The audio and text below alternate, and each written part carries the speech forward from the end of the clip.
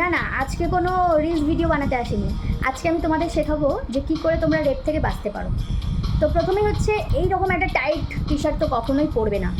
দেখছো, এরকম tight T shirt যদি পরে রাস্তায় বেরো তো সামনের জন তো নিজেকে কন্ট্রোল করতে পারবেই না। তো সেই কারণে একটা ওড়না ব্যবহার করবে। এত ডার্ক কালারের লিপস্টিক লাগিয়েছো তো সামনের জন তো উত্তেজিত হয়েই যাবে। তো দোষটা তাদের নয়, দোষটা আমাদের। কখনোই এরকম ডার্ক লিপস্টিক লাগানো চলবে না। ও তার মধ্যে আবার দেখো, এত ব্লাশ লাগিয়ে এত মেকআপ করে রাত 8টার পর রাস্তায় যাচ্ছ। এটা তো তাদের কোনো দোষই না, দোষটা তো আমাদের।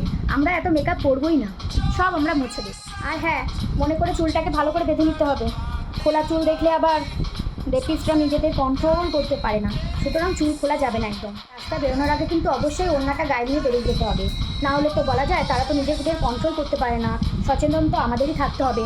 তবু এরকম কালারফুল ওড়না কিন্তু একদম নেবে না, একদম সাদার মধ্যে নেবে, নাহলে কালারফুল দেখে ওরা আবার নিজেদের কন্ট্রোল করতে পারে না। না বাবা, শর্ট ড্রেস বা স্টপ ফপ পরা ছেড়ে দিতে হবে। এরকম সুন্দর করে গা ঢেকে শাড়ি পরতে হবে, তাহলে আর ওরা তো উত্তেজিত হবে না।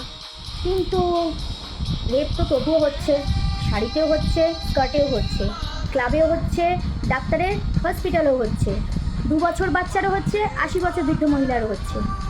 রেপ তো চারিদিকে হয়ে আসছে। তাহলে কি আমরা নিজেদের মতন জামা কাপড় পরা ছেড়ে দেবো?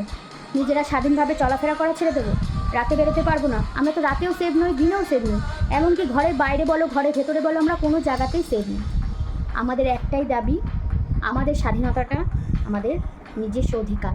তাই তোমাদের কাছে একটাই রিকোয়েস্ট করব, সবাই এই আগুনকে নিভতে দিও না যতক্ষণ না জাস্টিস পাচ্ছি। আমরা এটাই চাই যে আমরা প্রত্যেকটা মহিলা যেন স্বাধীনভাবে নির্ভয় যে কোনো সময় রাস্তায় বেরোতে পারি। একটাই কথা বলবো, উই ওয়ান্ট জাস্টিস।